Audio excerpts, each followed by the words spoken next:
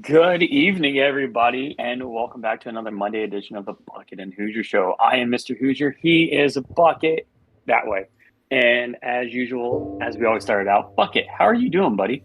Bucket, bucket, bucket. I'm so good and just loving the fact that we get to be here again on a Monday. I've been teaching my kid that Monday is the best day to be alive. He, like everybody comes in and is like, Monday's coming around.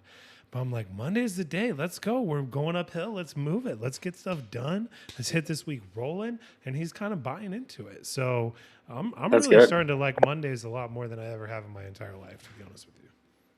That's good. I've kind of been not so much doing, I wouldn't say the opposite. It's more of a, I say for me and my kids, it's Sundays. Because Sundays for me is the reset day, right? Hey, we had a good whatever happened throughout the week.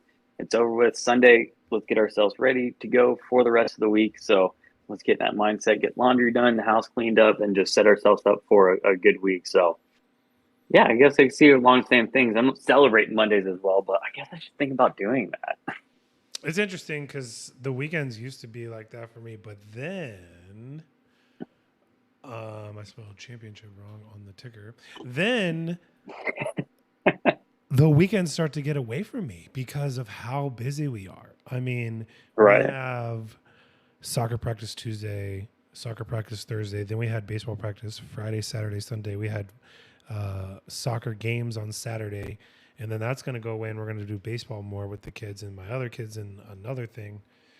And by the time I know it, it's like Sunday night, and I just don't understand where everything went. So I'm like, all right, how do I get back in that mode when it's not about me for a while? So you have to find it where Right. you can. But Sundays used to be my favorite day too. Sundays are a great day. And this past Sunday, we actually had a very interesting day in the EU. So getting right into Rocket League, that's what we do on here. Ew. Um, Ew, yeah, the EU League, they ran their Winter Invitational. And we see G1 come, or not, my bad. I was thinking about G1 because I'm already thinking about the three-way tie that happened. But Team Liquid is able to take down Karmine Corp, and that stopped Karmine Corp from being able to get what the casters were calling the Grand Slam, um, which is going through all three regionals in the split and then potentially trying to win the major. So bummer we don't get to see that, but there were a lot of good games, and it was nice to see Team Liquid actually make it to that top spot like they've gotten close to a couple of times. Yeah, it was a pretty wild weekend, right? Like so let's start at the beginning. How did we get there? How did we get there is right. So we started out on Friday with group play, and we see in groups Carmine Corp comes out top in their group, beating out German Amigos, and Solary. So it's kind of a bummer. Solary doesn't even make it into the bracket. That's our team of our veterans with K-Dot, Fairy Peak, and Chaussette. So they don't make it out of groups, which is kind of a bummer. Like I always want to see those teams like keep going. I don't want to see them get cut out real quick. But it looks like it was pretty some close matches. Solary, uh, Solary, they actually are the team that took down K Corp and gave them their one loss in the group. So they beat them 3-2, reverse sweeping them, which is very impressive and kind of a shocker as to they couldn't even get another win just so they could get into the bracket play. But there's something to say about the veterans. The veterans know how to play against these top teams that from what we're seeing. There's there's a lot of things going on in EU right now, and I think that's just where we are, right? Like, so let's back up a Hmm. little bit more too. Okay. If you look at our screen here, right, we've got a new little overlay. Instead of just our Oh, I completely names, forgot. we've got some numbers next to our names. So go ahead and break that down. What's going on here? Because I'm trying to type it out so that we can put a command. So when people start piling in here, they can just hit the Yep. command and then know what to do. Yeah, you're good at working that side of it. I'll sit here and run my mouth. So yeah, as Bucket said, you see the numbers next to our name. So what that is a score counter. So if you feel that Hoosier has a good take, what's going on there, Hat Dad saying hi in the chat. If you feel that Hoosier has a good take, then you can go Hoosier. +1. Isn't that, yeah, it's Hoosier +1. And if you feel like Or Bucket has a good no, you take, just do exclamation point H plus for Hoosier, exclamation point B plus for Bucket, and then same thing for minus. yeah. So yeah, it works for same and minus. So yeah, if you feel that Bucket has a good take, exclamation point B with a plus sign. For me, it's exclamation point H and a plus sign, and then you can minus it as well. I guess don't go too crazy with the minuses where we end up in the negative. Well, this is all alpha for us. This is the point of Yeah. it. Is I wanted to see what it looks like. Like, are people going to interact? Are they going to try and spam it and say that was 10 points? Are we going to have to switch it to modding it or having subscribers only? Like right now, it's just an alpha. I put it Ooh, together, yeah. rolling it out, and we'll just see how it works. But I just got a new command. Let's see if that works. Exclamation point counter. And it should, yeah. If you think Bucket or Hoosier has made a great point or an awful take, you can now interact with the channel to let them know. The host with the most points at the end of the show will be declared the best host of the night. What that means, we don't know yet. Exclamation point B plus or exclamation point H plus to add votes to Bucket or Hoosier. Exclamation point B minus or exclamation point H minus if you want to, if the take was garbage. So super interesting. Hoosier has a point already, and I love it. This is exactly why I wanted to do this. Yep, and keep in mind, anybody that's watching, it takes a minute to catch up to what you have inputted, usually about a minute. So, yeah, that's the biggest issue that I've found so far. It's Streamlabs. They have an API called Stream Labels, and a lot of things they already built widgets for, like alerts and chat boxes, follower count, sub count, but for command line things, they basically poll it every minute or so, every 2 minutes or so. It's like it's actually not consistent. I've found out, but it won't update for like a minute. Or if it was within the minute, it might be 30 seconds, right? It's like if there's something on a wheel and this wheel's always spinning, it's going to pick it up at some point on the wheel. That's how it works. But I'm going to look into it and see if I can't get it working how we want it. We're cleaning up the overlays. I've got a guy who's coming in. He's going to add a whole bunch of stuff to us. Hoosiers came up with this great idea for the ticker recently. So we're just trying to make it more interactive and fun for us so we can get some better takes. And we know what people want to talk about, or we know what people don't want to talk about. So super, super interesting. Yeah, I'm excited to see us get this going, and it should make it a little it adds a little bit of flavor to it, I would say, to everything that is going on. So, we were diving into what happened with EU, and we talked about Group A, where we saw our veterans not make it out of there. So let's move over to Group B, and Group B, G1 comes out on top. And the match I didn't get to watch was G1 versus BDS. So Mark by 8 taking on his old team, and they're able to take down BDS 3-1. And those matches actually go the first one in favor of BDS 2-1, and then it's all G1 from there, 2-1, 4-2, 2-1. So looks like it was very close matches, and Mark by 8 able to get his revenge now. And G1, they're going to the major. So that is exciting to see Mark by 8 make it back to a major. I think they said it's been a year since he's been at a major. So long road. It's been a long road back for him, but he is back, and they're looking like a good team right now. Well, that's good, right? Like, what did people think about him before he came out with? He came out. He was the one that said, "I'm having some struggles with some mental things or whatever." Here I am. That's not him. Nope. That's Monkey Moon. Okay. That's Monkey Moon on BDS. Remember, Mark by 8 is they're the same person. They're all European. Well, Mark by 8's not. He's Spanish. James Davis, who was that? I'm looking at James Davis. James 16D9, thank you for that information. I'm updating that right now. That's why I wasn't really there for you. But yeah, no, remember Mark by 8 is who Monkey Moon and Extra dropped for Seiko, and remember at the end of last year, Monkey Moon wasn't even allowed to go look for, or Mark Bay wasn't even allowed to go look for a team because he was locked into a contract, and so they didn't want to buy him out of it, so he was just held on. That's right. Through Worlds basically, so he was kind of in limbo, which was a bummer. But we see him come back, and that is awesome to see. Also in Group B, so BDS finishes out second, Moist takes third, and they all knock out Tundra, who goes 0-3 in Group B. But we don't see much from Moist the rest of the tournament. They get down into the bracket, and then they immediately lose the quadrant. So I think this is the first major I think this is the first major that Moist doesn't make it to since becoming Moist, and the last time they were Team Queso. So we will not see Joyo on stage, but you still see Rise and Vatira playing with their respective teams, Oxygen and Karmine Corp getting to the major. So it kind of leads me to think, I almost feel bad. Like, I kind of feel for Joyo, because everything that we've heard, I feel like from Rise and Vatira, is they wanted to get away from Joyo. Like, they didn't feel like Joyo was taking the game seriously, as serious as they wanted to take it. And like, their moves are working out for them, and Joyo's kind of left holding the bag with Moist, is what it seems like.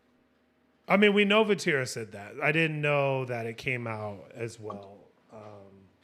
What, for Rise? Yeah, Rise was about taking things more seriously as well. Well, here's the thing. It's being proven right now. The book's being written, and he's not doing anything about it. I know he lost these great players on his team, and now he's I don't know that his team isn't good enough to have made the major. But is there stuff he could be doing more of? It sounds like his ex-teammates say yes. And that's super important. That's a tell.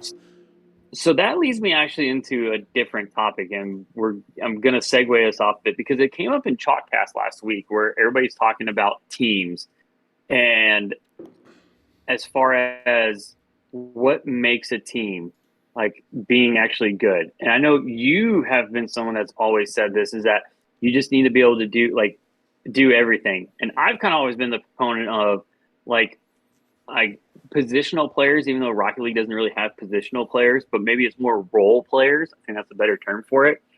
And if you think back to Moist, when it was Rise, Vatira, and Joyo, it was really sing it though. You have to sing it if you're going to say it. Rise, Joyo, Vatira. But it was definitely Rise and Vatira, I feel like, played that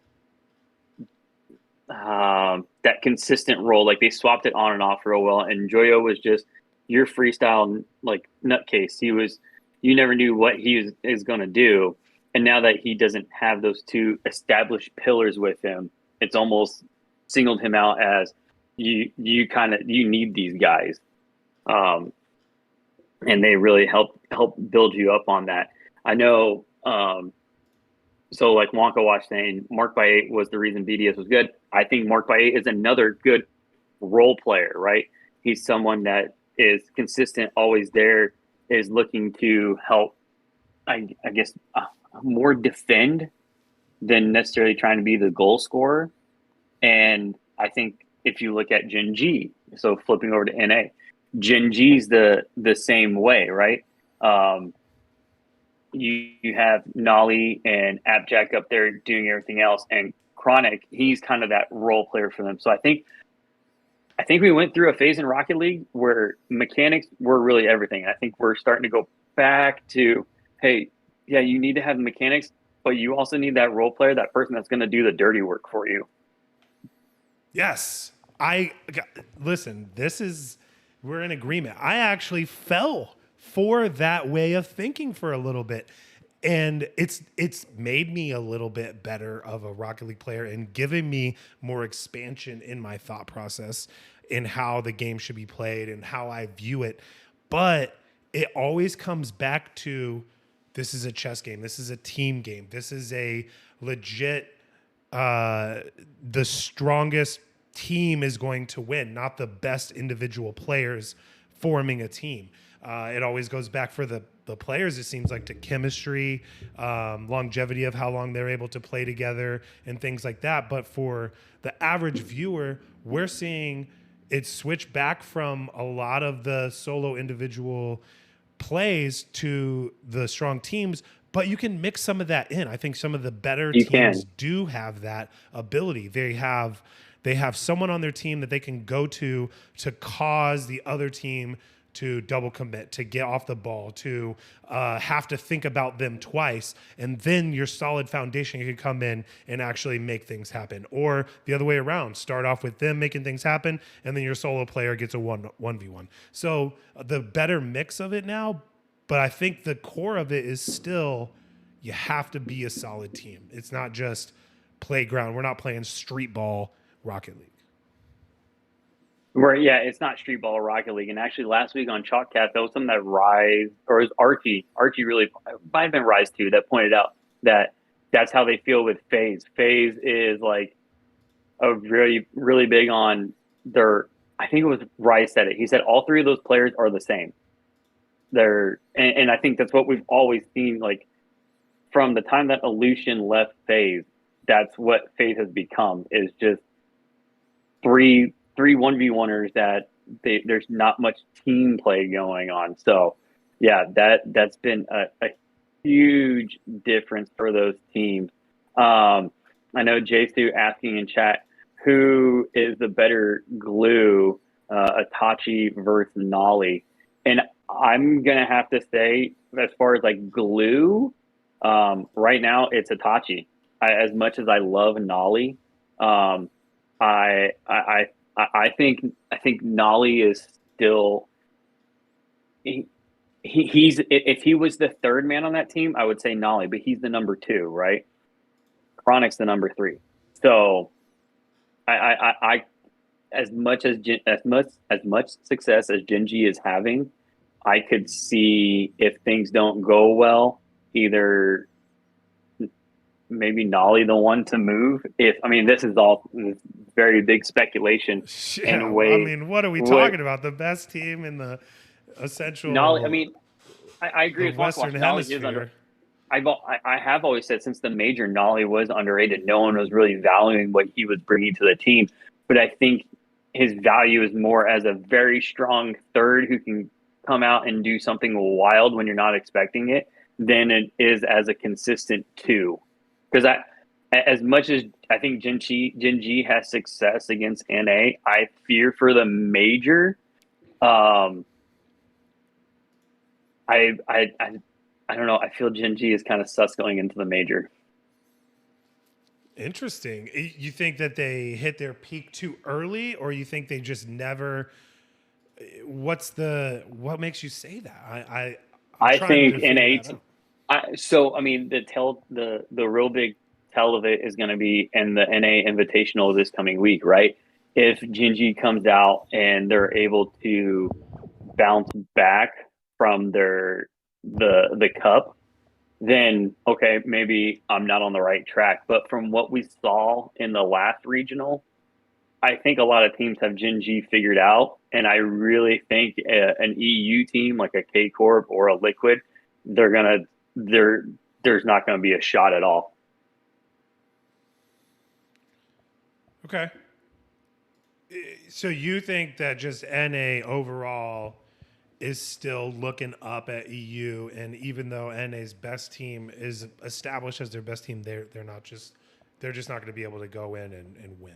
I hate admitting it. I don't want to agree with Johnny Boy at all, because they're the biggest EU fanboys. Obviously, they're from EU, but I'm sorry. We still, every time we come into a major setting or whatnot, we're like, yeah, NA, and then it's like, oh wait, never mind. It's EU still. So is it that you don't want to there's several sides to this, right? Like, do we want to just not side with Johnny Boy because his takes over here for some reason just cause riots? I don't understand why, but I feel the same way. There's something about him, can't put my finger on it, but I want to disagree Well, with him. I don't hate him. I don't dislike him in any way. But because he's an EU what is it? fanboy. If you're an NA fan, you're immediately going to look at, oh, EU fanboy. No, I'm disagreeing with you. I mean, we did see Gen G take that major, the fall major, fall major. They took it. K Corp doesn't even get past Moist, but like Moist isn't there anymore, and that was when Moist still had a rise too. So there's been enough roster changes since the last major that I think we're looking at a completely different setup. You're not having V1 in the major. Space stations, not like for NA, it's like a new set of teams that are going, really, is what it's boiling down to. It is. So, I mean, break down the teams that are going to be at the major for EU. That's the only ones we have now, right? So that's the only ones that we have right now. So for the teams that are going to EU major, it's K Corp, Liquid, Oxygen, Vitality, and G1. G1. Yes. And how did G1 get there? So G1 had an interesting weekend. They're able to get all the way to where is it at? Hang on, hold the phone. Winter EU. They had a long road ahead of them. But like I said earlier, they had gotten through their group. So they got through their group play. They go 3-0, being BDS and Moist. But again, Moist is a name that they've had enough changes. It's not even close to being the same team as it was. But in the bracket, they run through Vitality. They 4-1 them. They come up against Liquid, and they lose to Liquid in the semifinals. So 4-3. So they go all 7 matches. And then after that, there was a 3-way tie in EU. Oh, what? A 3-way tie. A 3-way tie. And what, they waited to play that, right? They didn't play that right after the championship. Oh, I mean, in what we thought would have been, like playing on a Tuesday. No, the casters were I was so shocked that the casters were very excited about this. They decided to play this 3-way tie right after the regional. They went straight into it. So G1, German Amigos, and Quadrant. Now, the way it broke out was G1 and German Amigos had to play first. Quadrant got the bye into the moving forward, playing the winner of that match because they said they have more overall points. So that was how they got to move forward. Don't agree with that, because if the whole mindset is supposed to be, what are you doing for me now? Then your overall points shouldn't matter. Right, they did the last 3, right, to get into a major. So and I know the argument would be, well, their last 3, they're tied.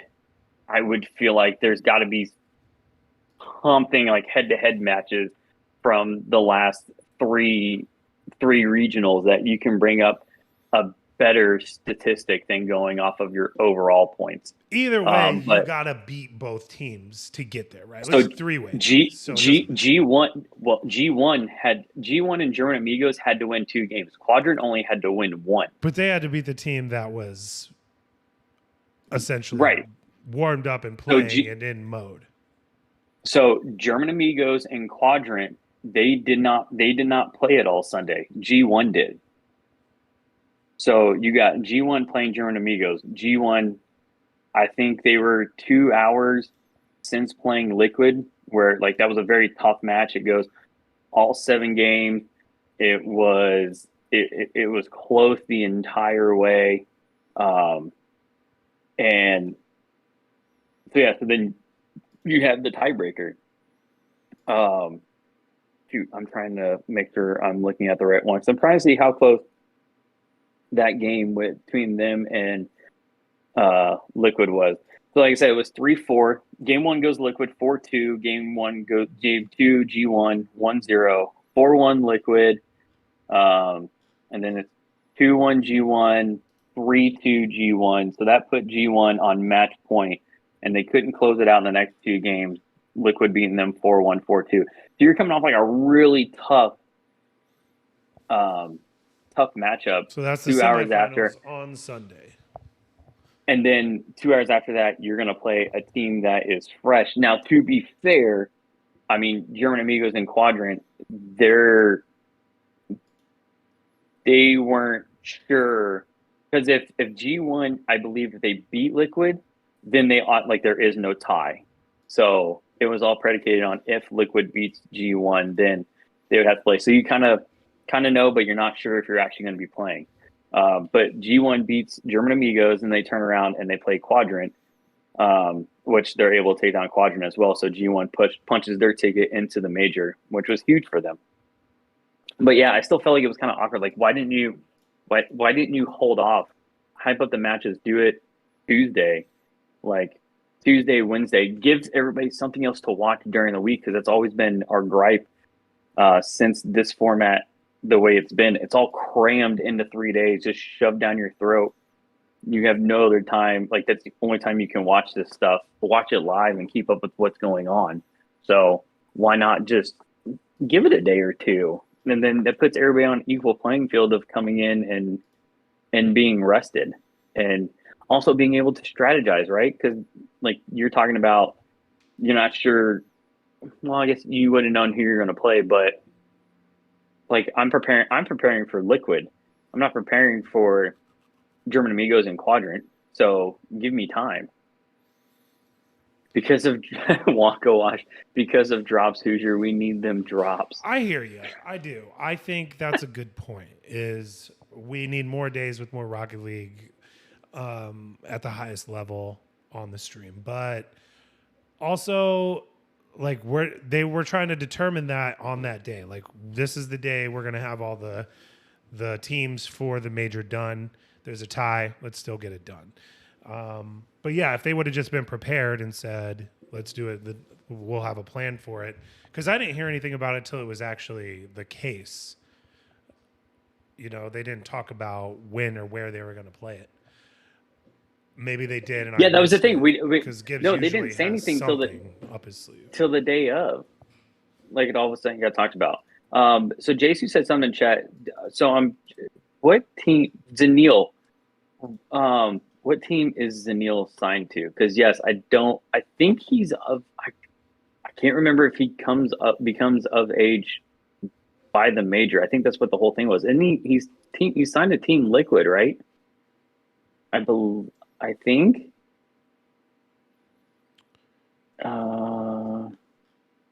What did JC say? Let me find.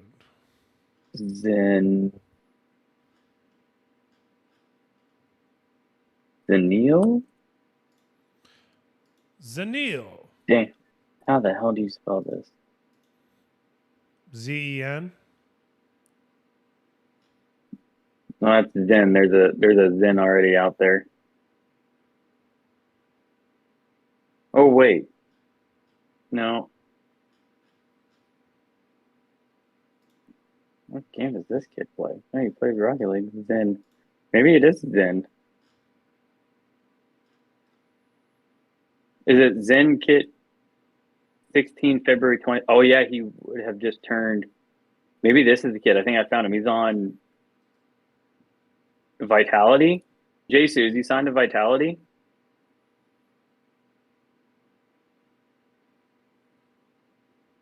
Yeah, Zen. Not RLCS. Non-RLCS until May 2023 is what Liquipedia says. Because he's 16 now. He just turned 16 on the 20th. If this is the same kid I'm looking at, he looks like he's 11. Yeah. So it's actually, I haven't watched the YouTube videos. This kid, he has like, there's been a lot of YouTube videos of him like just smashing people in rank. And he's like the Daniel of EU, but maybe better. Yes, I have seen some things. He does look better. That kid with the arrow on his trigger. Oh yeah, have you seen that? So Bucky, have you ever? So you just don't stop your momentum? No. So Oh, someone so pointed out by you can pressure it. yeah, you can pressure and control how fast you're spinning. That's Yeah, think interesting. about that. I don't know. That hurts my brain. It probably makes so much sense, but how much can that really help you, I guess? I guess at that level, you're looking for any advantage you can get. Right. I would be curious from like so JC or Mick Boy said that he tried it. I would be curious of JC trying that since he's So what always do you use real for good with your mechanics. your gas and reverse? Hang on, his The bumpers? buttons were where's that? Oh, here we go. So it says that his controller settings power slide is square. I guess I would have to go. Air roll left and right is R1 left L2. Brakes and throttles are L2 R2. So I'm guessing while you're driving, it doesn't make a difference. It probably doesn't actually. How do you guys play with a controller? Do you guys do like claw? Do you use two fingers at the Okay, top? I am still so like old school. I just use my so my index finger. Xbox That's it. controller, I have paddles from my index finger underneath, like not Yeah, my index finger, my middle finger. totally. But if I'm playing on a standard Xbox controller, I would claw it. My right hand would be clawed. Really? Like full Yeah, clawed where you're using your ring finger and your middle finger on the top and then your thumb and your index finger like actually, no. this? I would be middle finger would be on the trigger, index finger would be on the bumper. Okay. I'm not as mechanically inclined. I don't look around with my right stick like you guys do. You don't? No, No that's wonder. something that yeah. When I'm always playing with you and It JC, he all was makes last time we sense were now. playing. Extra shoulder buttons is how I play. I need every advantage. Yeah, that's fair. Oh, I Violent do remember this too Panda. from Violent Panda. Yeah, just want to test this out and was correct. What this also allows is instead of side flipping while holding air roll and jumping, it allows you to slightly hold it down and still jump upwards since it doesn't detect it as a full air roll yet.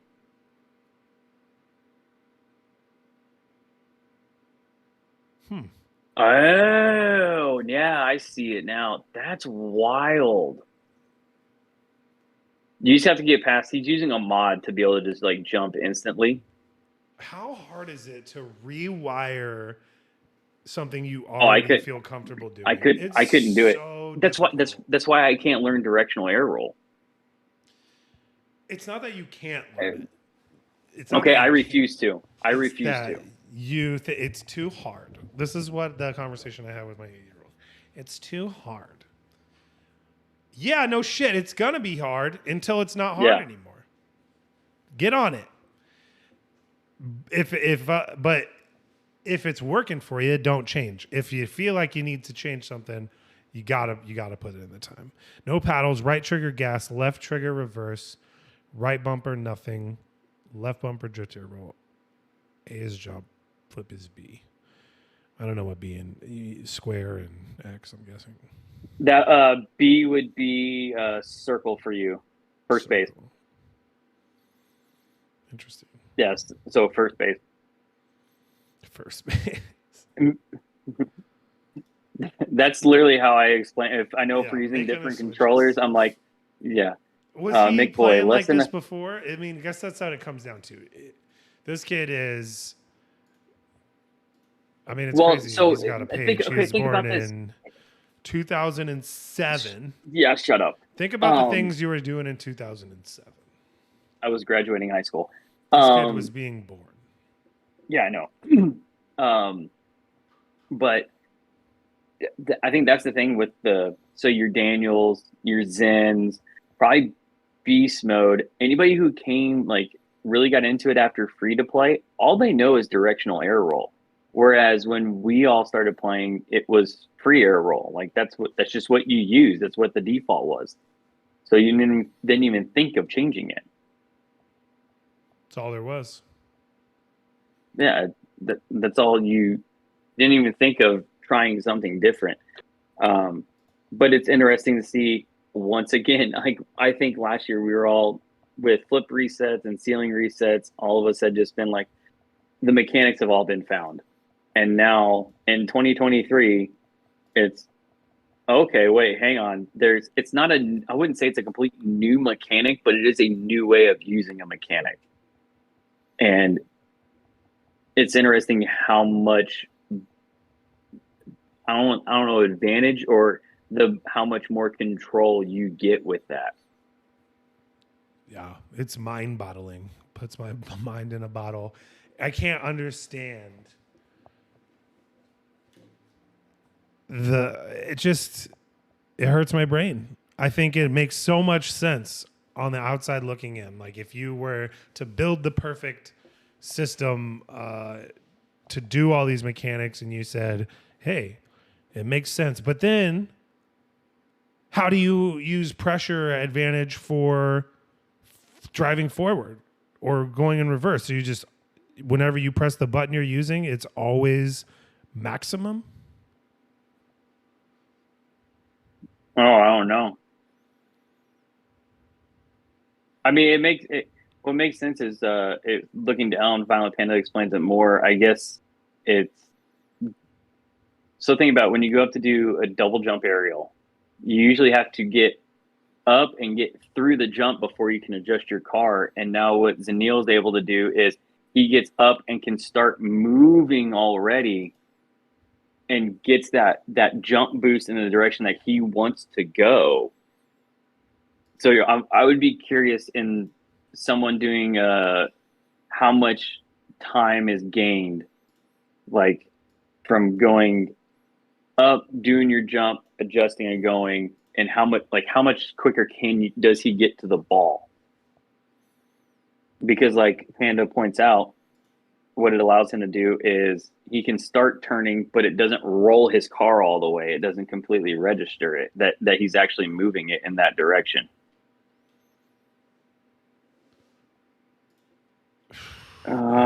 Looking in. It's hurting my head. Hang on, from chat, James 16D9. My problem is I started off playing with guys like Bucket and Oz and Hades and Jesu. As a bronze through gold, I was going for everything. Now I'm working on the finer points of patience and control. I can see that. You kind of skip some steps when you're playing with people of higher caliber. And not, like you skip a lot more stuff. I mean, I have clips of me driving around in circles, still just trying to hit the ball, not knowing what ball cam is, or how. I remember ball cam. I did that. I did that. Super excited. I remember like ball cam. I was sitting there like, someone's like, turn on ball cam. I'm like, why would I do that? Like, that's just stupid. I need to be able to see where I'm going. I need to see forward. Forward is the only way to go. Yeah, forward's the only way to go. Why do I need to look behind me? It's crazy how far the game has come from every perspective.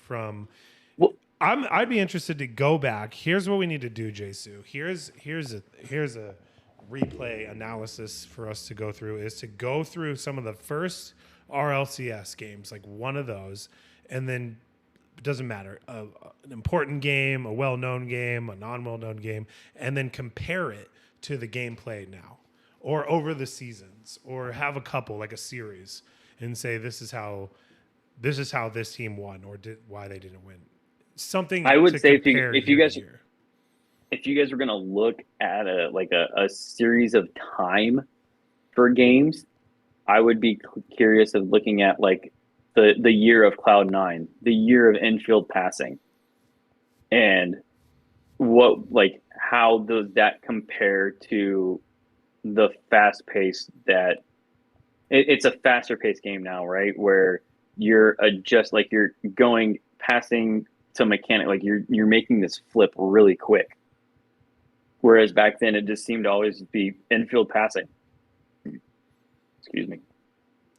But knowing So it's like being an adult, right? Like knowing what I know now, I would have done this differently. If we go back and right. look at gameplay, you could have that lens and see and be like, this is how it should have been, or this would have been a better way to go about it, or whatever. And you can do that on a game you just played too, right? Like I should have done this, but they just didn't know Oh any yeah. better. There were times where they didn't, and it's possible in 3, 4, 5 years from now, or if they ever release a new engine or a new game for some reason and come out with some other type of physics or abilities, then the same thing. Like, man, the game has really changed. Sports in general change over time, not just because rules change, but because players change and mindsets change and abilities change. So it's interesting to just think about Oh yeah. Take us a look at as the us NBA. talking about our own skill sets, thinking about at the highest level too, what changed for them. Right. Like let's look at the run of Moist, right? Moist flip resets were a thing. Like you knew that was mechanic, but I would say until Queso came in, they end up becoming Moist. No one had really thought about using them that much in gameplay, and we like the whole second half of last year's season, it became the season of flip resets. Like if you weren't going for a flip reset, you were wrong. You needed to go for that. But now everybody's adjusted and figured out how to defend against it. So it who Now was you have to saying it? fake it. Uh, Now you have to you have to pretend like you're going to do it and not do it. And so then people are going to figure that out and you're going to have to move it to something else. so then if you look at what has been Gen G's success, not that I've watched a replay, but um, we said it last week. Stacks was pointing out for Gen G, they're good at going for the extra pass. That's what really seemed to be working for them in NA was going for that extra pass. No one is like, oh, it's a shot. Like NA, it's oh, there's a shot coming. But now you go for the extra pass. Now I'm out of position, and now you have a clean shot at the goal. So teams adjusted that. FaZe figured that out, was able to keep the pressure on them, and was looking for them to go for that extra pass. So they were intercepting it and getting great advantages. And we never really saw Gen G adjust. So that's what will be interesting about this weekend. That's what's becoming the Rocket League is in an interesting point where now you really do have to strategize. Hey, what do we start with here? Do we go balls to the walls, pressuring? Do we think that's what they're going to do? Or do we go a little more passive and wait for them to make a mistake and then attack? So, but then you better be a very strong defensive team, or else you're going to end up getting taken advantage of really quick.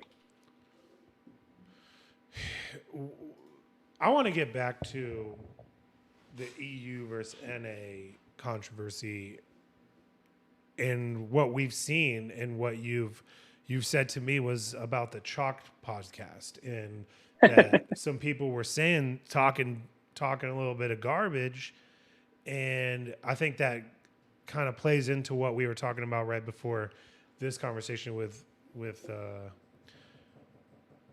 Zen is Gen G, are they good enough to be as dominant as they are in NA once they're up on the world stage? Yeah, so I think I was telling you, I finished up listening to the Chalkcast today while I was moseying through the airport. And for Rise and Archie, they were making comments about like EU teams are not that good. Like EU's not great. But then they were talking trash on NA, saying NA teams aren't good. And I think it was CJ that kind of pointed out, like, wait, you said EU's not good. And they're like, oh, yeah, EU's not good, but NA's worse. So we're already hearing going into the major, which I love, by the way. I think it's great. I just hope NA can actually counter that and make them eat their words and keep Oxygen from making any progress in the major. And that, I think that's what, right now, that's what I want to see when it comes to the major, is that Oxygen doesn't perform like they think they're going to. And hopefully Rise doesn't use his hairline fracture in his wrist as the excuse as to why they don't have the success. Hopefully it's healed in time, because that is annoying to have. Oh, I couldn't imagine trying to do something with my hands, even as minimal as it seems to. Well, he said Hold a he said paddle. moving his thumbs and his fingers doesn't do anything. It's when he actually like moves it in real, like moves his entire arm in real life. So if he gets excited and like jumps up and down, then it hurts.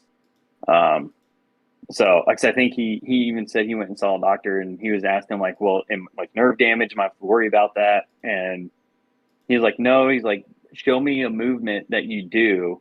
And he said he had to sit there with like an invisible controller in his hand and like pretend like he was playing Rocket League for a quick moment. Doctor's like, yeah, that's fine. Yeah, that's wild. Well, But it comes down to, are these guys creating some sort of rivalry? yeah, are they trying to like get the pot stirred and get some conversations Oh my flowing? gosh, Do yes they they really are. They're believe this? Like they're that's what's missing, and that's what I think league play brings, is long-standing rivalries and regional rivalries and cross regional rivalries. Like we're always we want an NA team to beat an EU team. We just feel that way, right? Because we know they're right. going to play each other at some point, and we know who we're going to root for. Within our regions, we don't have that same. Some people do. I want to vote for. I want to play. I want to go for this player. I want to go for this team. Doesn't matter who's on it. But for the most part, it's so all over the board because there's not these rivalries built. Whether the players are not building, the league's not building them, the format doesn't build them, anything. And I want it. I'm hungry for it. Oh, I am too. It kind of goes back to, what was it? Jack like was saying when Vatira did his little trash talk on Twitter, and Jack went with like trying to be like, yeah, I know you're good, but I'm not gonna. He's almost like, I don't know. I think in traditional sports, you know that person that is good, but they're almost too nice. Like you need to find that little bit of a killer instinct in you, that what most EU people seem to have is they have a lot of good confidence in themselves, and they have no problem just saying that, yeah, I'm better than you, and I'm going to tell you I'm better than you, and that you guys are trash. I would almost say for NA, I don't think they've had enough success in the international stage to come out and say that. Or it's also they don't want to deal with what people are going to say on Twitter or Reddit, which you need to take the Joe Rogan approach, and you tweet, you put it out there, and then you don't even go look at it. You just let it be. I think that's such a funny way to do it. Have you heard Rogan talk about that? About how he doesn't read comments? He doesn't at all. He says he posts and forgets. Doesn't even go back and look at it. His reach is so wide, though. I mean, how could you even wrap your head around the responses you're going to get when you're that well known? I mean, it's just, yeah. But at least in this situation, everyone is like in the like. No one who doesn't know what's going on is really going to care. Right. We haven't seen anybody really talk trash in a since, what was it? Oh, Reddle's talking trash on South America, and then they ended up getting beat by, not did they get beat by Furia? I know I can't remember exactly, but they didn't have a good turnout against them, so then it caused them to not say so much anymore. So I would say NA needs a. Well, I think we're not seeing a lot of NA trash talk because NA hasn't had a lot of that big success like EU has. EU has a lot, like they can pin their hat on a lot of great successes right now and good runs. Even though, what does bother me though? Everybody wants to bring up the BDS dynasty. Can we not put an asterisk on RLCSX, please? Because It was all it was online. online, It and was all online. they're choke artists in land. Uh, I mean, they won. Okay, so they won that first. They won the first major, the fall major last year. But then they make the roster. Like I don't, I don't see that as a dynasty like the Vitality days. Like that was a dynasty. BDS is like, in my opinion, just a little speed bump that had some good success, but not like dynasty run. You made a roster change very quickly after feeling that you weren't having that great success. So I feel like that kind of kills your dynasty run. Yeah, you're not wrong. It's hard to argue that, but there was a time and place for them. I don't know that we've There ever was really seen a dynasty NRG maybe. Like that's about as close as it gets. That's not even a true. That's not even a dynasty. I know. I'm saying it's hard to. There's always a next guy. There's always a next team. There's always someone just sniffing right on the rear. There's always a bigger dog coming behind, and Jace, it just seems that way. yeah, Jasu saying, Coach Jasu in chat saying Seiko falling off faster than Scrub Killer did. I think BDS is their problems is bigger than just players. Well, okay, it's the players, right? There's ever since Monkey Moon went through his personal stuff, that team has never been the same. It just feels like they are off, and sadly, it's almost like thinking, are we going to see another? Is that going to be another roster move that we see here sometime in the future? Is there a player they're going to try and go and get? Because who, JC, remind me, is it Radosin that's going to get the boot for Zen? I'm trying to remember which player is getting benched for Zen.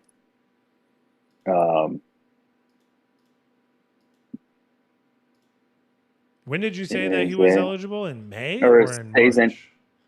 So Liquipedia says May 2023, which I'm guessing that will be when does hang on, let's it look says at in February of 2022, Zen was banned from all Psionics operated tournaments until February 20th, 2023 for illegally subbing in.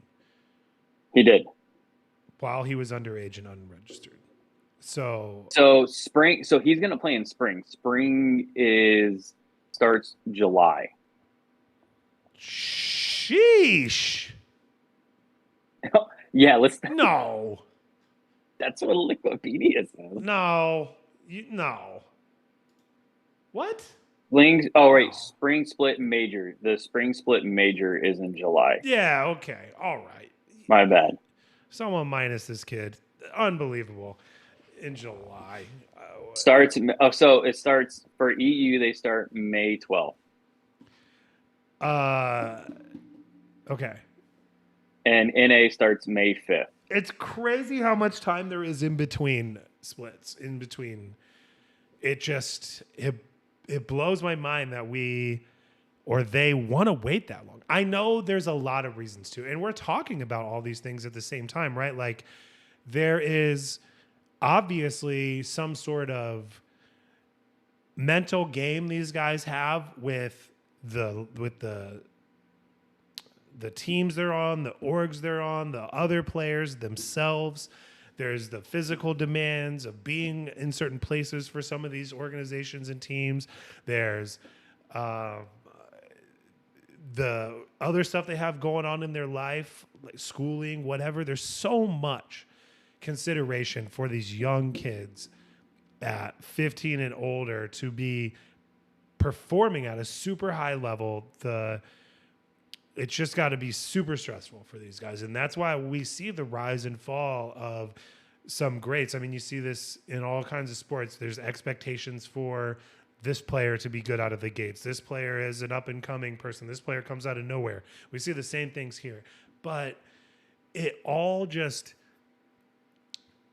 these seasons are so long and drawn out.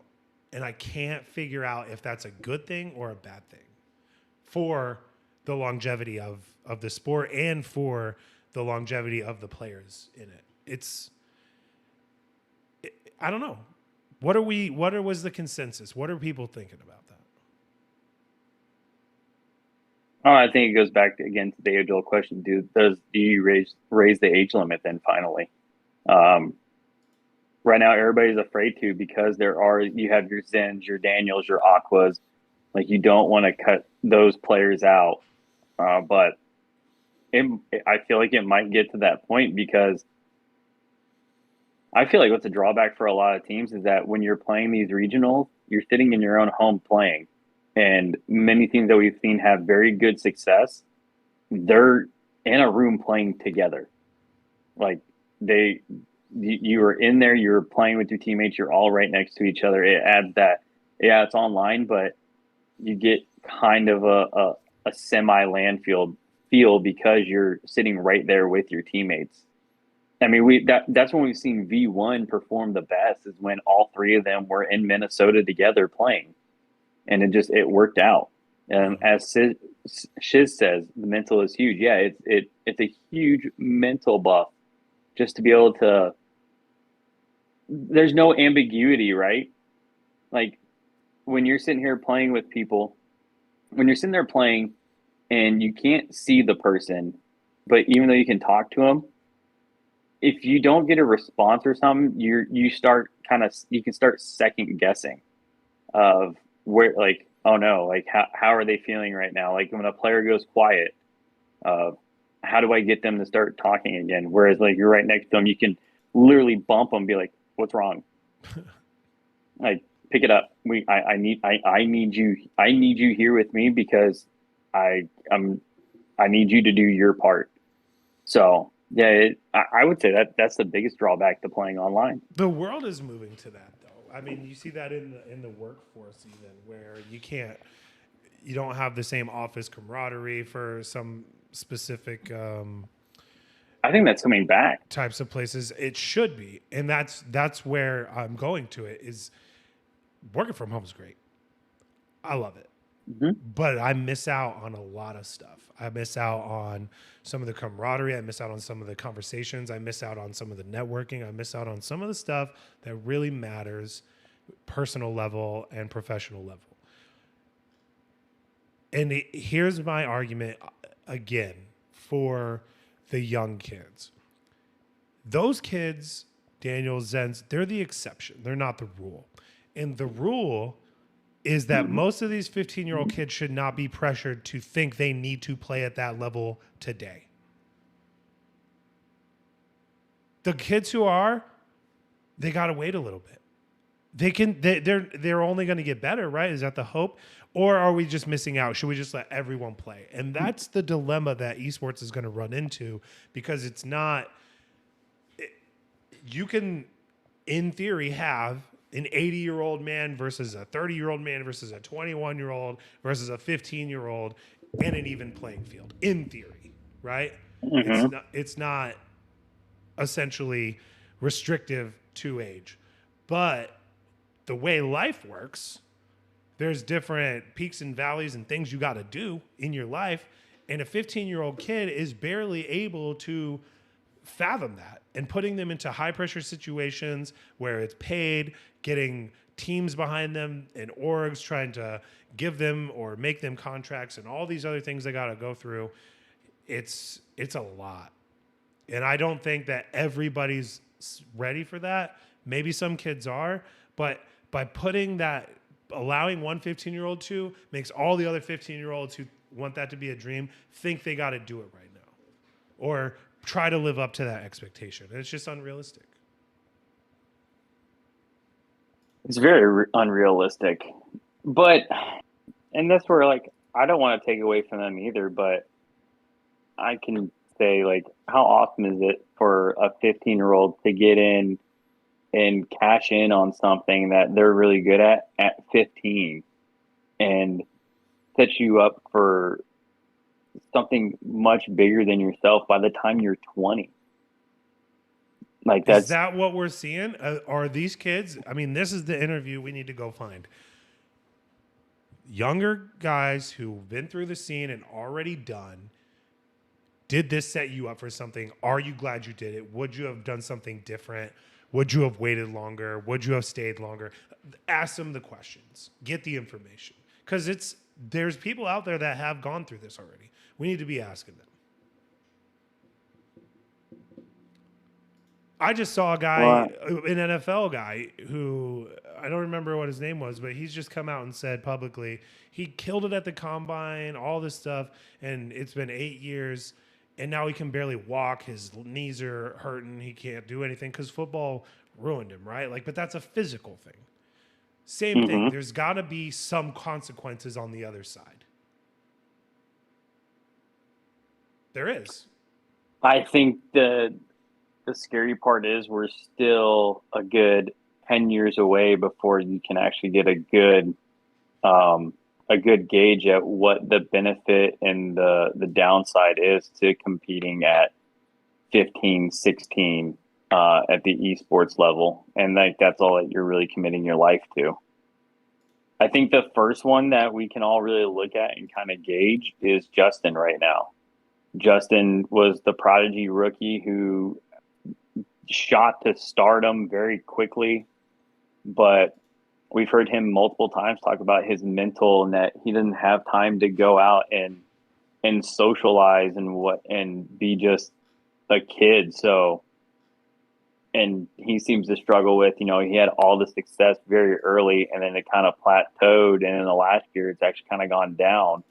So it would be, I guess I watched for Justin to be the first one of looking at it like, hey, yeah, how does he fare? But he could also be a one off that doesn't uh, that kind of goes through what he ends up going through because Beast Mode didn't jump to stardom like that. Daniel was a lot of hype, but he didn't have like the big success like Justin did at the start. I mean, Justin almost won a world championship in his rookie season.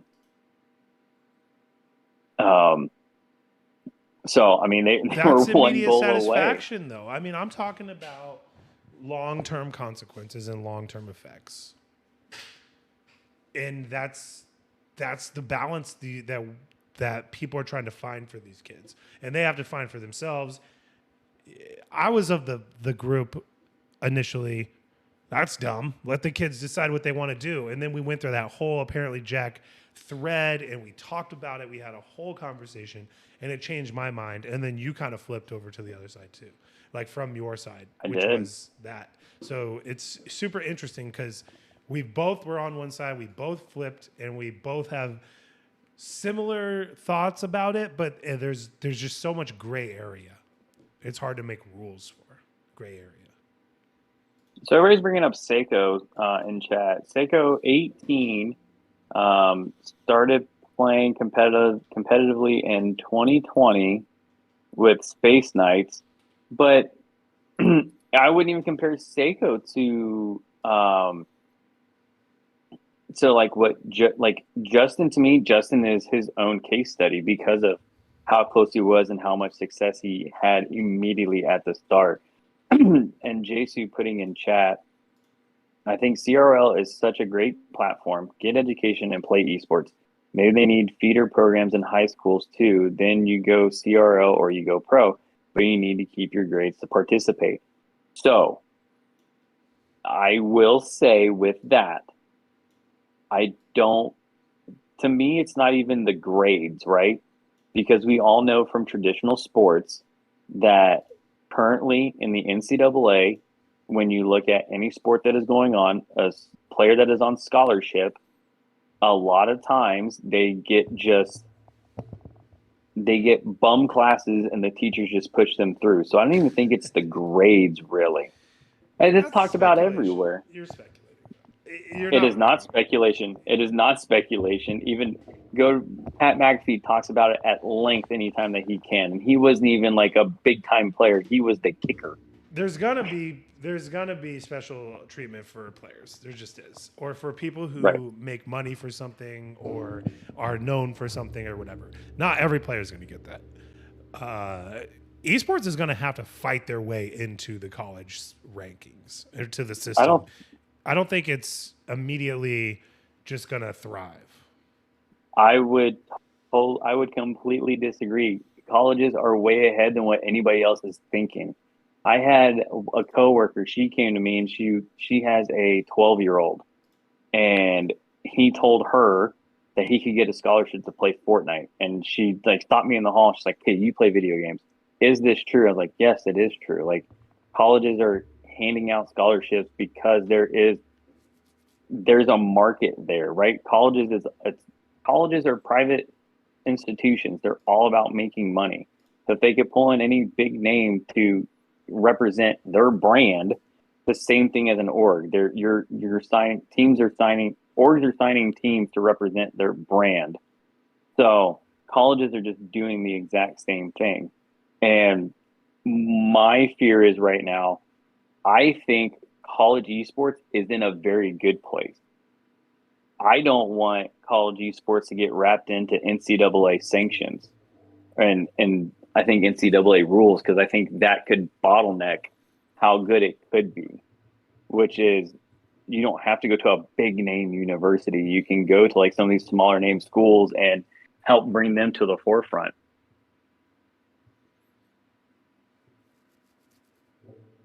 Where are you getting this? Like, who is talking about college esports except for the players and the people involved in it? When I go to any place, a bar, there's football on, there's basketball on, there's hockey on, there's soccer on. They're not playing esports. I think the esports in general has a long way to go before it's so well known that we don't have to have these conversations about what to do with players and how they get from one place to another, and that's important too. But sure, there are schools out there who are ahead of the curve. There are schools out there who know there's money to be made, that it's the future, that this is how we're going to draw kids, this there's a digital age and we need to be part of it. But I think it's still a long way from buttoned up. It is a long way from button up. I think that's the hardest part that any of us that are in our 30s or in our 30s pushing to 40 that we're going to struggle with is it's like I don't know. We're the ones that are going to have to go and talk to the higher ranking people and get them to realize why this is the big thing because it is coming. Like there are more kids right now that are playing video games than are playing traditional sports. Because it's something that you can just do on a regular basis. How many times has JC told you and I the statistic that he found of how many households nowadays play video games? It is much higher than it was in the 90s and the early 2000s. So it's only the potential is just it's there. You have to harness it. And right now, yeah, no, you're not selling it to a big market. You're not getting it on like ESPN or something, but there is going to be a time and a place when I think it does come to the forefront because you'll have, I would say 10 years from now, you'll have more people that understand the game than people that don't because it is so much ingrained into that age group's lives right now. Whereas like you and I, Jay Stu, any of us that are probably listening right now, we're still that age group that we're the outliers when it comes to video games. We were the select few who did Pioneers. really. We're of the pioneering age of that, but we're not the ones who are going to make it better and take it into the future. We're the ones who are trying to just still enjoy it. But it's going to be, I mean, we weren't trying to make money on it when we were kids, right? No one was. We were trying to enjoy ourselves. We were trying to get to arcades. I was doing wager trying matches to win a quarter in high school. No, did you at the ever arcades. do that? Maybe Like you're not that old like I am. It was a quick side note here. James D saying, know someone who went to college for esports. Want to take a wild guess what video game? I'm gonna guess Fortnite or Rocket League. It could be League of Legends. But no, do you remember the original Modern Warfare? There you like there were wagering sites where you could enter in your gamer tag and you could do like 1v1. Super Smash Bros would not have thought that, but I know that does have a big competitive scene as well. Yeah, that's a tough one. A lot of those fighting But games are have pretty good scenes, but I still feel like it's secluded to people niche, who are involved in it. Yeah, niche. it is. It is. I still It's think super Rocket League niche has the still. potential to bust that out. I mean, this type of Hmm. game has legs on it. It's just a matter of getting them hitting the stride at the right time because they pushed that whole ESPN TV version of it years ago It was and on it flopped. TBS. It wasn't ready for it. It was still in It was infancy. well, that was back when what was it? It was TBS that did the late night like esports thing. But it was that was always my issue with that. They put it on because obviously if you don't you pay for your slots, right? So the slot was in a later time, but I feel if you move that to like an earlier time, that could work. But also, we're just keep bringing up different factors because you always can. Right now, you're talking about a generation that they don't watch TV like we did. Where in our households, the TV was the focal local like point to meet up. You hung out in your living room. You had all the channels that you paid for, whether it's direct TV or local cable. And now it's I have a phone and I can get to anything that I want to watch, which I could see TGIF, that. maybe That's a you remember, like there were just nights that mm-hmm. everyone watched TV or Saturday mornings. I mean, even music, you would sit by the radio and try to record your favorite song because you had no other access to it unless you bought a whole album. It's crazy. The digital age has changed everything, and it's going to continue to be that way. Yes, it really is. So it'd be interesting to see where it goes. Man, we got on a tangent I there. know. I don't Did even you know want to where talk we about the started at. upcoming groups? Yeah, we should talk about upcoming groups. Here, So I got winter them groups here. did finally come out, Here you go. and boom. Uh, so for the Winter Invitational, looking at Group A, so we have Genji, Dignitas, See that Koi, and transition though? I Shopify. mean, can I get a clap or something? Like, wow, thanks for That putting that was on the that screen. was fantastic. You're great. Um, yeah, Genji, Dignitas, Koi, and Shopify. Um, I don't even know where to go with this one. Dig's ranking right now is they're in the running. So Winter North America. Uh, Hang on, Winter ranking North America. So Dig's sitting in the 5th spot right now. M80's hot on their tails with 19 points. Space Station with 19 and Furious 16. Booyah! So yeah. Hopefully Dig. I would say Dig and Jinji come out on top. Koi could really mess that whole thing up. And then I don't know. We were all real high on Shopify coming into the winter, and they really haven't shown up like we thought they were going to. So that's kind of a bummer. Who else we got? Group B, Phase, M80, Knights, Optic.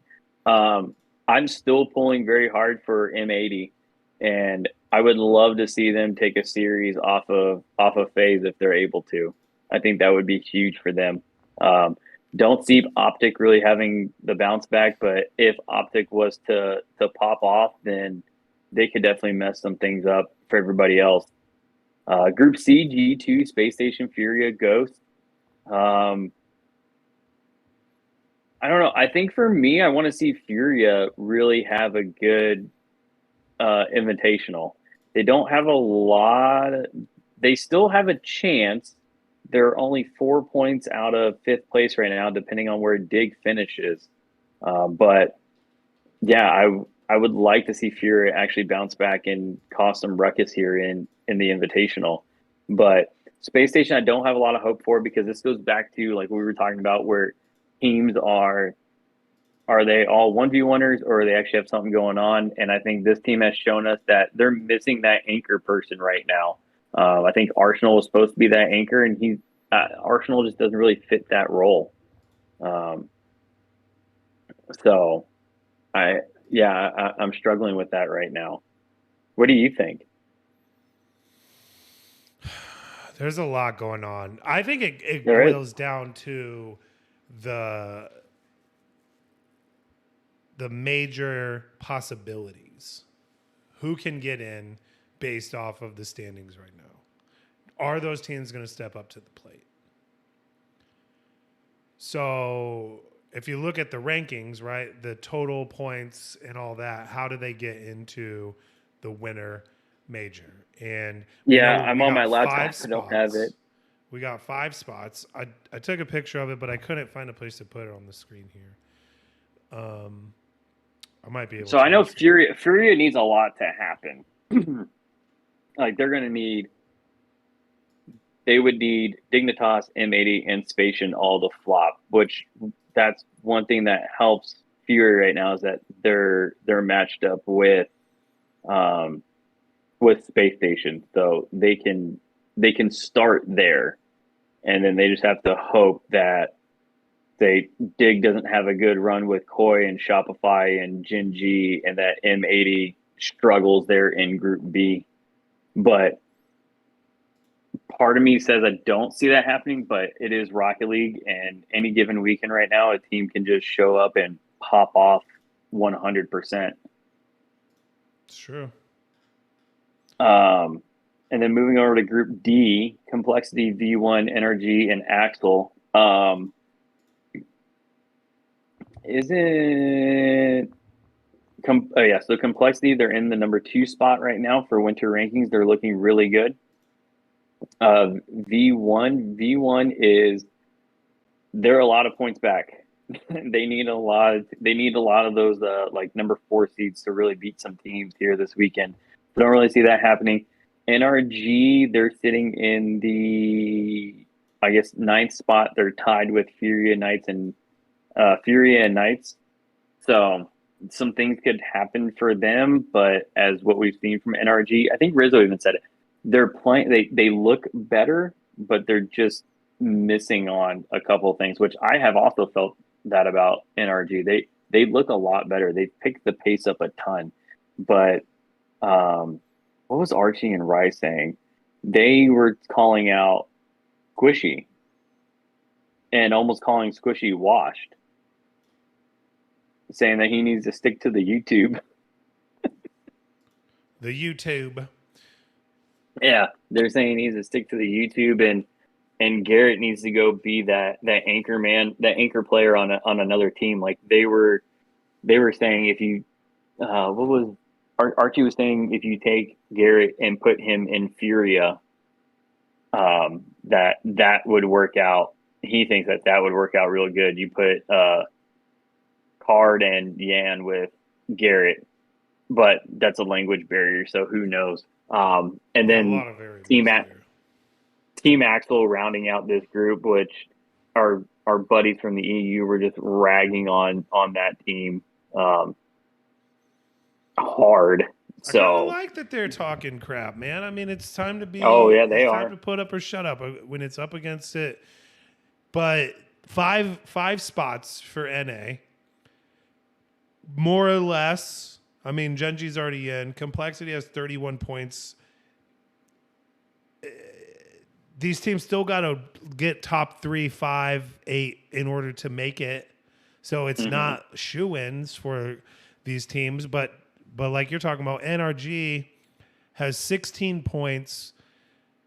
The number 5 spot right now, Dignitas already has 20. Even if they were to win the event, what do they get? 20 points. So they could overtake Dignitas if they win the whole thing, and Dignitas even gets, second or third. So there's a lot of possibilities, but this is where it's all in your hands. Who's going to show up and just get it done? We can speculate all day, but I think M80 has a chance, like you said, and they can just be disruptors at this point. they can come in and just shake up. They've already shaken it up, but they can come in and just make things happen for themselves and get themselves, hit their stride at the right time. You never know. Yeah, M80, if they can make a good showing in group. So they've gotten 8 points the last two. Consistency. They've gotten 8 points the last two. So how far have they gotten? I think they always get to round two and then they die out. So I look for M80 if we're gonna see M80 like be that team that we think that they've shown us they can be. They got to get to semis. They got to get out of quarters. Which, if they don't take first place, I would almost speculate. So let's say if they take second place in their group, right? So that's Group B. So that would put them here. Nope, not there. It would be here, and they would play third place of Group D, which I'm guessing that's going to be an NRG or a V1 matchup for them. So that's going to be a tough draw for them in that round one already.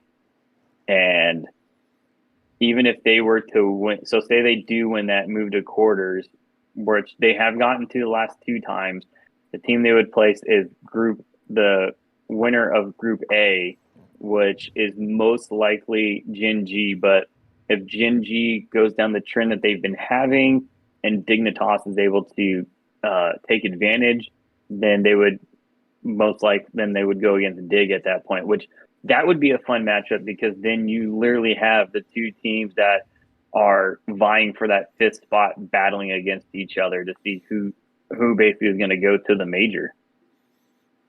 I mean, I really hope it shakes out that way. But all these teams with 16 or more points, I mean, seemingly 3 is the placeholder, right? For these guys, is that how it works? They got 8 and 8, and they have 3. That's 19 for M80. 8, yes. 3. Is the 3 points like because they made it, they automatically get? Because everybody who's in the invitational automatically gets 3 points. All right, whatever. So 16 points to 20 points is not that big of a deal, and that's 6 different teams all vying for the spot. I mean, I looked at this last week and I'm thinking it's going to be tough to overtake some of these teams, but one team falters, 2 team falter, and it's easy to get 12 points and just overtake them. This 27 points that G2 has could not hold up. That G2 has? It's unlikely, but it's possible. Yeah, because G2 coming out of Group C, they're more than likely going to take Group C. I would say in Group C, what we're looking at there is Furia or Space Station going to be the number 2? And if I had to put a prediction on it, I would say Space Station comes out third. So that would place them Group C third place. Group C third place would place second place of Group A, which that's a Gen G or a Dignitas more likely. Even though Koi could do something crazy there too. I would say nobody has an easy road. Yeah, that's what makes NA hard right now. They're going to have to play these games to give any kind of prediction. It's so all over the place, and that's what we want, right? Look, we don't want 3 teams who have already clinched and the other teams are just not good enough. Like, you don't want that, right? No, everything's up in the air right now. Makes it for an exciting weekend, I think. Are there a lot of scenarios, or maybe we'll hear about it, where a tiebreaker could come into play, and we know now they're going to play that on Sunday night? Yeah, Sunday right after the regional championship. I would imagine there is some tiebreakers that could happen, but it almost seems that the way the groups are broken out, that somebody's going to finish above the other. I don't know. I would think the only team that can make it real interesting as far as the tiebreaker goes. Let's say if you have like an NRG and an M80, like NRG gets further than M80, but M80 beats out Dig. Yeah, I don't know. Make Boy in chat for number 2 versus number 3, Koi over Dignitas. That would be interesting. Mm-hmm. But yeah, I think that's what's making NA so hard this season right now is with the influx of like Abjack and Nolly, and then Complexity. Like they're from SSA originally, and then adding Furia this past season into the mix. There's so many teams that we saw at Worlds that are now in NA that you really have almost like a mini Worlds every weekend for NA right now. And that is what is wild and makes it very interesting. Yeah, I think there's a lot. I think next week's conversation is going to be great, and maybe we try to pull. I don't know. Let's reach out to our network and see if there's someone we can pull in to talk about it, because we're going to have a lot of downtime apparently here after this next week with things to figure out. I mean, there'll be the major coming up, but then there's just nothing. Yeah, the major's not until April 6th. Yeah, so a full month of March. We have a full month. Then the full month of April basically after that. And then the beginning of May. So it's just 2 months of sporadic, not very much, but really high level and really competitive Rocket League. So enjoy it when it comes. Try to make some time for it. I think that's what I'm going to try to take out of it is like, I got to try to make the time to watch it live, guys, because it's so much more fun to watch live. But also, there's VODs. So, yeah, this weekend I'm definitely. If you're in our Discord, I'm gonna try 100% to be in there when the games are going on. Do like a watch party, sit here and watch NA, since that's mostly what we watch and cover anyways. Yeah. But I will say, like for us, our ideas for the month of March is we each take a team or two and then go watch some replays and come back and say what we saw from the team and how we think that they're going to fare when it comes to the major. What do they do well? What do they seem to struggle at? And who's that person that's going to be that? I don't know. This is why I keep that tag on my Rocket League is wild card. Who's the wild card that's going to come out and be that person for their team that makes the biggest difference? Yeah, we can absolutely take a deep dive into some of these teams and players and see what we can come out with. I like that a lot. Yeah, I think that's what we're going to need to do. Well, it looks like you won this fun hosting game that we came up with. So and I even did keep it honest. Score. I kept it honest, and I did take one away from myself. For being a toad. No, but seriously, this was the first iteration of that. Lots more to come. In regards to that, we came up with it the other day. I threw it together with Streamlabs, and I think it could really be proven to do something to to help steer conversations too, right? Like, ooh, this is a good point. Let's continue on with that. Ooh, Hoosier's take on that makes a lot of sense. Let's write that down, and maybe in those points in the VOD too, it's going to help us go back and see this is content people care about, or they like this, and maybe we can get more from it. So this is a multifaceted approach to involving people that I don't know if anyone else is doing. So I think it's really cool. Exactly like Around the Horn. That's the vibe we're going for. Mm-hmm. I think it works. It's what we do best. So then we can invite people on and give them points too. I mean, it's dynamic, but I had a lot of fun with it. I'm glad you won it. I guess I owe you a cocktail or something next time I see you, and we'll figure out from there. But perfect. You got anything else? I'm exhausted. I do not. Yeah, I was going to wrap it up for us. Thank you to everybody that tuned in tonight. We really appreciate it. Always like seeing what you all have to say, and glad that you guys come by and hear what we have to say. So, Bucket, before we get out of here, do you got any last things to add? No, just let's get excited for this weekend. I really want to watch some NA. I'll try to go into all the Discords of all the communities that we're involved in and say, hey, let's meet somewhere. I don't care where. You come to our Discord It's there. We can go in any of the homie Discords, Channel 3s, DVGs, any of them. I don't care where people are. Hat dads. There's so many. But come over. Let's chat. Let's actually try to get some people together and BS about it. It doesn't have to be Anything super serious. super. Yeah, it just come in and out as you want. But I'm all about trying to watch these things with more people. Agreed. Well, as always from us, we appreciate you guys. We hope you guys have a good night. We're rated off to DVG, and you guys have a good one.